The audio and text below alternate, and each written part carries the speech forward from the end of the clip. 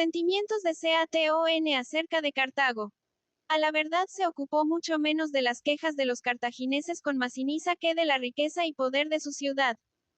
Cuando la vio poblada por una juventud floreciente, provista de toda clase de armas y pertrechos de guerra, juzgó que los romanos no debían descansar antes de haber aniquilado esta república ambiciosa y opulenta. Volvió, pues, a Roma y expuso en pleno senado sus temores y deseos. Después de haber hablado mucho tiempo, dejó caer algunos higos de Libia que tenía en el faldón de su vestido. Y habiéndose admirado los senadores de su tamaño y hermosura. La tierra que los produce, les dice Catón, solo está a ti 3 jornadas de Roma. Desde este momento concluya todos sus discursos por estas palabras. Soy de opinión que se destruya Cartago. Delenda EST Cartago. 318. ALMACEN de la juventud. Los Scipiones tenían una política más elevada y generosa. Pensaban, al contrario, que era menester dejar subsistir esta ciudad, porque importaba que Roma tuviese un rival para mantener en él y en el seno de los ejércitos esa vigilancia severa, esas costumbres austeras. Y esa disciplina que habían constituido hasta entonces su gloria y su fuerza. Pero prevaleció el sentimiento de Catón, y solo esperaron la ocasión de ejecutar esta gran maldad. Victoria de Massa. Muy pronto se presentó aquella. Cartago estaba dividida en 3 bandos. Los amigos de Roma dirigidos por Hilanón, los partidarios de Masinisa que tenían por jefe a Aníbal Passer, el Gornón, y los verdaderos patriotas que tenían a su cabeza a Amílcar, el Samnita.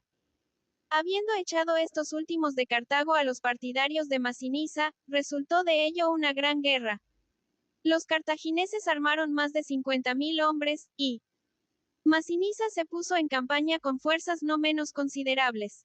Scipión Emilio fue enviado por el Senado a África con otros embajadores, para obligar a los cartagineses y deponer las armas si quedaban vencedores, y para animar a Masinisa a proseguir sus triunfos, si por el contrario le favorecía la fortuna. Estos embajadores llegaron la víspera de la batalla. Scipión se retiró a las alturas vecinas, y se complació durante todo un día en ver a más de 100.000 hombres degollándose unos a otros. Si se le ha de dar crédito, Júpiter, sentada sobre el Ida y Neptuno sobre el monte de Samotracia, fueron los únicos que gozaron de tan bello espectáculo mientras la guerra de Troya. Los cartagineses quedaron exterminados. Para colmo de infortunio, los romanos se declararon contra ellos, y pidieron reparación de la injuria hecha a su aliado. Historia romana. 319. Perfidia de los romanos. Cartago asustada desterris a todos los autores de esta guerra, impuso pena de muerte contra el general vencido Asdrúbal, y preguntó humildemente al Senado de Roma si habla hecho bastante. Dad satisfacción al pueblo romano, respondieron con amargura los senadores. Y como los embajadores les preguntaban lo que hablan de hacer. Los cartagineses lo saben bien, contestaron irónicamente todos los padres conscritos. Por lo denlas, para sacarles de la incertidumbre, les enviaron una flota con un cito de 80.000 hombres bajo las órdenes de los cónsules Manilio Nepos, y Marcio Censorino. Laica abrid sus puertas a los enemigos de Cartago, y les sirvió de puerto y de plaza de guerra. Los cartagineses, yertos de espanto, vinieron a ponerse a la discreción del pueblo romano. Solo os pedimos, dijeron los cónsules, 300 rehenes. Cuando llegaron estos a Lilibea, un sonido de trompeta impuso silencio, y los cónsules significaron a los embajadores que debían entregar sus armas. El Senado y el pueblo romano se encargaban para el porvenir de la defensa de Cartago.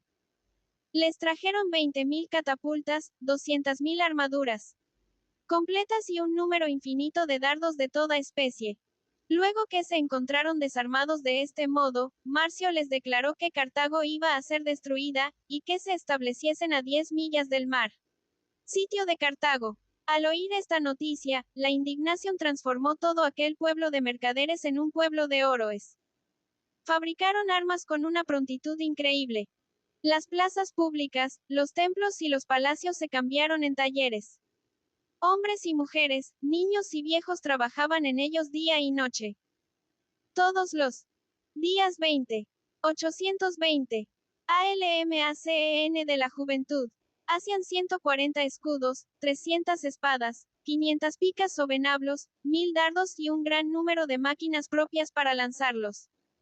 Las mujeres cortaron su cabellera para hacer sogas. Eligieron por jefe a Asdrúbal, rogándole olvidase, por amor a la patria, la sentencia de muerte que dieron contra él por temor de los romanos, y se prepararon a una vigorosa resistencia. El valor de los sitiados, el ardor y el ingenio de Asdrúbal su jefe, trastornaron los esfuerzos de los cónsules. Su ejército estaba casi reducido al último extremo cuando se presentó Escipión Emilio. Toma de Cartago, 146. Este joven, que el espíritu profético de Catón designó de antemano como el destructor de Cartago, hizo cambiar todo de aspecto, así que el pueblo le honró con el consulado. Restableció la disciplina en el Eperrecito.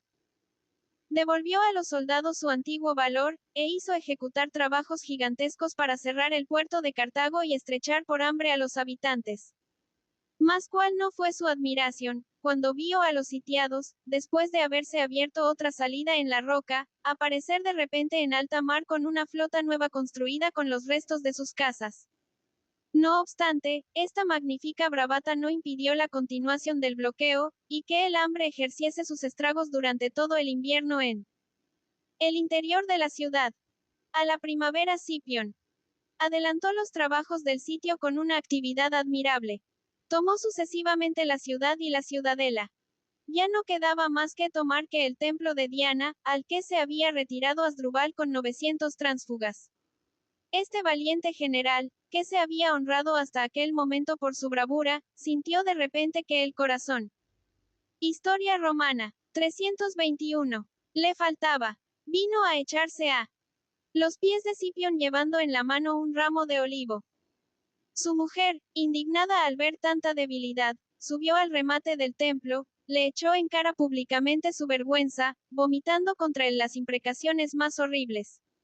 Después dio de puñaladas a sus dos hijos en su presencia, y se precipitó en las llamas. Estado del África cartaginense.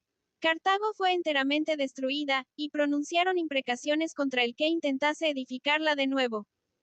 Todos los cartagineses que sobrevivieron a su desgraciada patria fueron transportados a Italia y dispersos en las diversas provincias del imperio.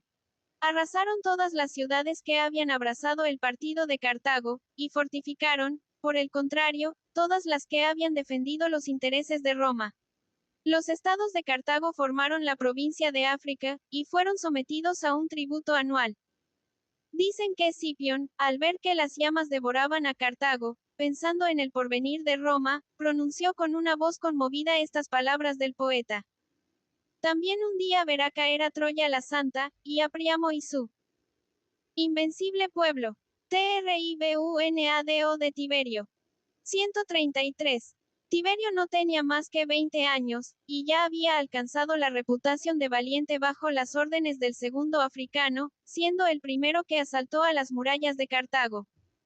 Nombrado cuestor en la guerra contra Numancia, salvó la vida al cónsul Manchino y a todo su ejército. A la vuelta de esta gloriosa expedición fue cuando se compadeció de la miseria de la Italia. Había atravesado toda la Toscana, y no encontró en sus ricas campiñas sino extranjeros y esclavos. Del mismo modo se afligió en Roma al 311. ADUCEN de la juventud. Ver que el pueblo estaba reducido a la mendicidad, mientras que los nobles poseían tierras inmensas cuyo producto no servía más que liar a satisfacer su orgullo y sensualidad. Su indignación estalló al ver estos monstruosos abusos. El retórico Diofanes y el filósofo Blosio que habían sido sus maestros se unieron a la ambiciosa Cornelia para inflamar su celo y excitarle, desde que fue tribuno, a cortar el mal por su raíz. Por otra parte, el pueblo no le había dado su sufragio sino con la esperanza de encontrar en él un defensor. Porque el día siguiente de su elección los pórticos, las paredes y las tumbas estaban cubiertos de carteles en los cuales se le exhortaba a promulgar una ley agraria. Los nobles habían usurpado todos los dominios del Estado agro públicas, y ocupado todas las tierras que habían de ser distribuidas al pueblo. Era un acto de justicia volverles a tomar lo que habían invadido. Pero la empresa era peligrosa y difícil. Tiberio consultó al gran pontífice Craso, el jurisconsulto mudo S.C. Iola y su suegro Apio. Según su dictamen, publicó una ley que prohibía a todo ciudadano poseer más de 500 fanegas de tierra. Pero permitía a los antiguos poseedores de los dominios públicos guardar más de 250 por cada uno de sus hijos varones, y les aseguraba una indemnización por las mejoras que hubiesen hecho en las propiedades que iban a quitarles. Esto era obrar con moderación. Los ricos y los nobles hubieran debido aplacarse y mostrarse satisfechos. Al contrario, se sublevaron contra el tribuno y su ley. Entonces Tiberio no fue ya dueño de su indignación. Las bestias salvajes tienen sus guaridas y madrigueras, exclamó, y los que derraman su sangre por la defensa de la Italia no tienen allí otra propiedad más que la luz y el aire que respiran. Sin casa y sin asilo andan errantes con sus mujeres. Historia romana. 33. Jos. Los generales los engañan cuando los exhortan a combatir por sus templos y altares. Hay entre ellos uno solo que tenga un altar doméstico y una tumba donde descansen sus antepasados. No combaten ni mueren sino para entretener el lujo y la opulencia ajenos. Se les llama señores del universo, y no son propietarios de un pedazo de tierra. Encolerizado, abolió su primera ley y publicó otra por la cual mandaba a todos los usurpadores abandonasen al momento las tierras que habían invadido. Muerte de por ciento NTO. A pesar de los presagios siniestros que le habían turbado, se fue al Capitolio invitado por sus amigos. Le hicieron la acogida más halagüeña, y Mucio comenzaba ya a recoger los votos, cuando el senador Fulvio Flaco vino a decir a Tiberio que el Senado había resuelto su muerte. Al oír esta palabra los amigos del tribuno ciñen sus túnicas, se reparten las medias picas de que estaban armados los lictores, y se preparan a la resistencia. Como los que estaban algo apartados no comprendían el motivo de este movimiento, Tiberio se pone la mano en la cabeza, para decirles que peligra su vida. Sus enemigos pretenden que quiere la diadema. Lo dicen en el Senado. Scipión Nasica ordena al cónsul que mate al tirano. El magistrado se contenta con responderle fríamente. Si el pueblo, seducido forzado por Tiberio, publica alguna ordenanza contraria a las leyes, no la ratificaré. Puesto que el cónsul hace traición a la república, replicó Scipión. Los que amen a su patria que me sigan. Y diciendo estas palabras marcha al Capitolio, seguido de una multitud de ciudadanos que echan abajo todo cuanto se opone a su paso.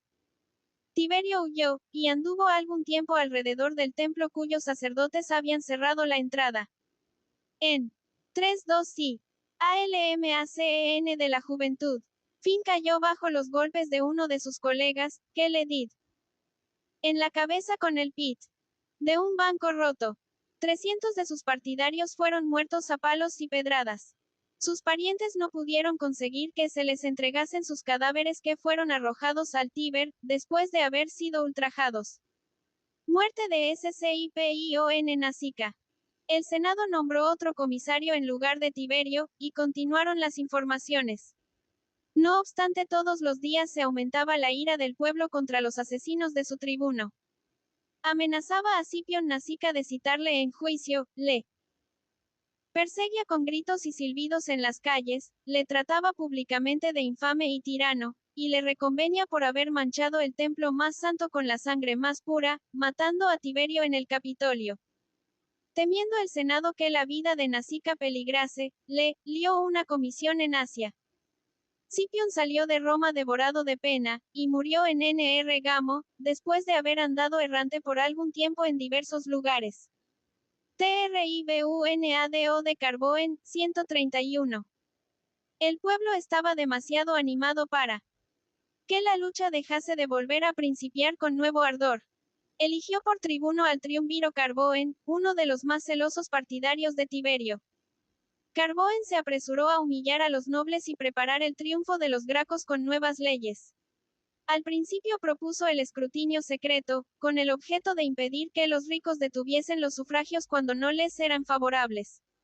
Esta ley fue adoptada sin obstáculo. Después quiso establecer que los tribunos pudieran ser reelegidos, lo cual equivalía a quitar todo pretexto y excusa legítimos a los que habían derramado la sangre de Tiberio.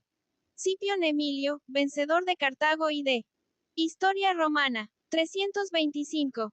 Numancia, se levantó contra esta última petición, y la hizo fracasar.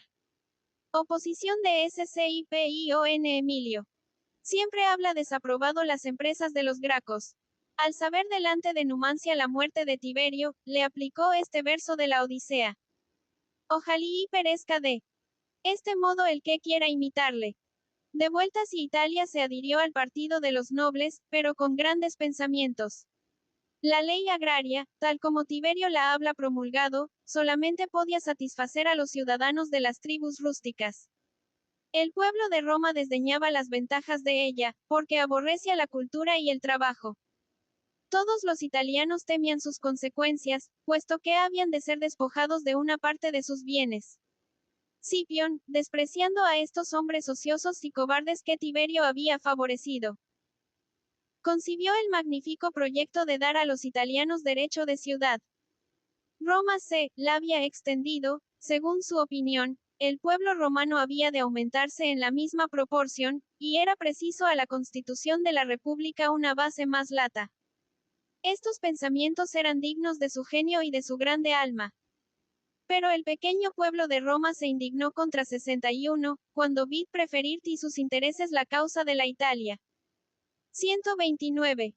Y una tarde, según dice Apiano, se había retirado Scipión, para meditar por la noche el discurso que había de pronunciar el día siguiente delante del pueblo. Por la mañana le encontraron muerto, aunque sin herida alguna. Según unos, el golpe había sido preparado por Cornelia, madre de los grecos, que temía la abolición de la ley agraria, y por su hija Sempronia, mujer de Scipión que no quena a su muerte de Scipión. 311. ALNIACEND. Y juventud. Marido ni era amada de según otros. Sesuyeit 14, viendo que mi podía cumplir lo que la había prometido. Algunos, pretenden que sus esclavos, puestos en tortura, confesaron que unos desconocidos, introducidos por una puerta trasera, ahogaron a su amo. Pero que hablan temido declarar el hecho, salaendo que el pueblo se alegratia de su muerte. Mételo era su enemigo mortal.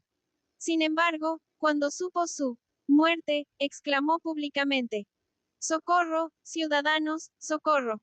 Las murallas de Liorna están derribadas, una mano sacrílega acaba de derramar la sangre de Scipión el africano mientras que dormía en su casa. Quiso que sus mismos hijos llevasen sobre sus hombros el lecho fúnebre. Janes, dijo, Jereis iguales. Hornos un hombre tan grande como este. Roma se mostraba tan poco reconocida para con sus grandes hombres como Atenas y Cartago. Para sofocar el pensamiento de Scipión, el Senado desterró de la ciudad a todos los italianos que se encontraban en ella. Y la Vindose. Sublevado la ciudad de Freguelles, la arruinaron enteramente. Intimidados los italianos por esta barbarie, permanecieron tranquilos por espacio de 35 años. CARACTER 1 de Cayo, H3 121. Cayo era más vivo y violento que su hermano. Aunque sobrio y templado comparativamente con los demás romanos, era mucho más cuidadoso en la mesa y vestidos que Tiberio. Su elocuencia, llena de pasión y vehemencia, inspiraba una especie de terror.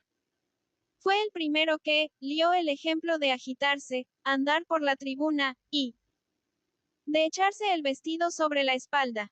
Algunas veces se abandonaba en sus discursos, a pesar suyo, a movimientos impetuosos de cólera, alzaba la voz, decía invectivas desmedidas, y Historia Romana. 327. Caja en el mayor desorden. Colocaba detrás de él un esclavo inteligente llamado Licinio, y le encargaba le hiciese volver con su instrumento de música si un tono más suave y moderado, siempre que conociera que iba a encolerizarse. Su promoción al Tribunado.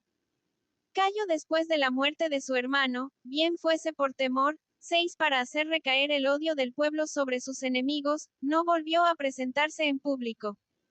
Vivió en el interior de su casa como si hubiera querido renunciar enteramente a los negocios, 6 más bien como si hubiera reprobado la conducta de Tiberio. Mas no eran estos sus pensamientos. Tenía felices disposiciones para la elocuencia, y las ejercía, dice. Pintare grado, como medio para elevarse al gobierno. Iba a defender a sus amigos delante de los tribunales, y el pueblo aplaudía con entusiasmo todos sus discursos. Bien pronto los nobles tuvieron celos de él, y le enviaron a Cerdeña con el empleo de cuestor, a fin de alejarle de Roma. El Senado quiso prolongar indefinidamente su destierro conservándole la procuestura. Pero se embarcó inmediatamente después que le hicieron saber este decreto, y apareció en el foro con gran admiración de todos. Sus enemigos le acusaron de insubordinación, mas probé delante del tribunal de los censores que su conducta había sido conforme a la ley. La ley, dice, obliga a 10 campañas y yo he hecho 12. La ley me permite separarme de mi general después de un año de cuestura, y he permanecido 3 arios a su lado. Todos los demás han traído aquí llenos de oro y plata los vasos que llevaron llenos de vino. PL. Grado yo he llevado mi bolsa llena de oro y la he traído vacía. El pueblo se convenció de su inocencia, y todas las 24. 328. ALMACEN de la juventud. Demás acusaciones que le suscitaron no hicieron sino acrecentar su popularidad. Cuando se presentó como candidato para el tribunado, vino de toda la Italia una multitud de ciudadanos para tomar parte en su elección. El campo de Marte no pudo contener este inmenso gentío, y hubo algunos que dieron sus votos desde encima de los tejados. Asesinato de Cayo. Según las órdenes del cónsul, los senadores se armaron y cada caballero se hizo acompañar de 2 soldados. Fulvio, por su parte, entregó al populacho las armas que había cogido a los galos el año de su consulado, y fue a tomar el Aventino. Cayo no quiso armarse. Salió con su toga, sin otra defensa que un pequeño puñal que siempre había llevado. Su mujer le detuvo en el quicio de la puerta, y le rogó con lágrimas no arriesgase su vida. Salió poco a poco de sus manos, y cft.tt. Silenciosamente. Cuando pasó cerca de la estatua de su padre, se detuvo en silencio, la miró sin proferir una sola palabra, y continuó el camino suspirando. Así que llegó al Aventino, Fulvio envió 2 veces sus hijos con un bastón para hacer al cónsul proposiciones de arreglo. Opimio puso al joven en la cárcel, y condujo la infantería contra los que él llamaba rebeldes. Cayo, retirado en el templo, quena darse la muerte. Sus amigos se lo impidieron, y se dejaron degollar para darle tiempo de huir. Se ocultó en un bosque dedicado a las furias, y fue muerto por su esclavo. El cónsul había prometido a cualquiera que le trajese las cabezas de Fulvio y de Cayo el oro que pesaran. Un septimuleyo cogió la de Cayo, quitó de ella los sesos para echar plomo en su lugar, y la llevó al cónsul en la punta de una pica. Los partidarios de los Gracos fueron exterminados en Historia Romana. 399. Número de más de 3000. Opimio levantó un templo a la Concordia en señal de triunfo. Pero el pueblo manifestó todo el sentimiento que le causaba la muerte de sus bienhechores. Les erigió estatuas, consagró los sitios en que habían muerto, y se acostumbró a llevar a ellos las primicias de los frutos de cada estación. Muchos ofrecían allí todos los días sacrificios como en un templo. Su madre Cornelia soportó esta desgracia con mucha resignación.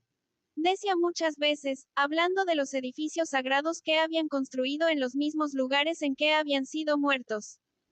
Tienen las tumbas que merecen. Principios de Mario, 118 a 104.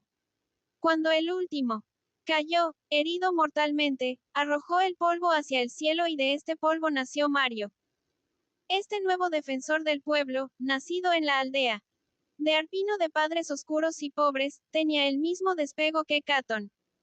Siempre desconoció las costumbres y usos de Roma, desdeñó el lujo y la molicie, y despreció la ciencia y los sabios. Scipión el africano adivinó su genio en el sitio de Numancia. Una tarde que daba de cenar a todos sus oficiales, habiéndole preguntado uno quién podría reemplazarle dignamente a la cabeza de los ejércitos, tocó con suavidad en la espalda de Mario diciendo: ¿acaso será este? Esta palabra de Scipión fue como una voz divina que despertó el genio militar de Mario. Pero este gran capitán fue siempre un político muy mediano. El favor de Mételo le abrió la carrera de los honores elevándole al tribunado. Más cual no fue la admiración de los nobles cuando le vieron usar de su autoridad para reprimir sus manejos y facciones. Mételo y el cónsul Costa se opusieron con viveza a su ley, pero triunfó de su resistencia. El pueblo aplaudía la firmeza de su traid los Gracos. 33 su ALMACEN de la juventud. 1. Cuando Mario le irritó, no menos que habla irritado a la nobleza, impidiendo una distribución gratuita de trigo que querían hacer a los pobres. Desde entonces nadie le sostuvo. Cuando se presentó para la edilidad curul y para la edilidad plebeya, recibió 2 afrentas en un mismo día. Poco tiempo después no faltó mucho para rehusarle la dignidad de pretor. Aun cuando fue nombrado el último, todavía le acusaron de haber comprado los votos.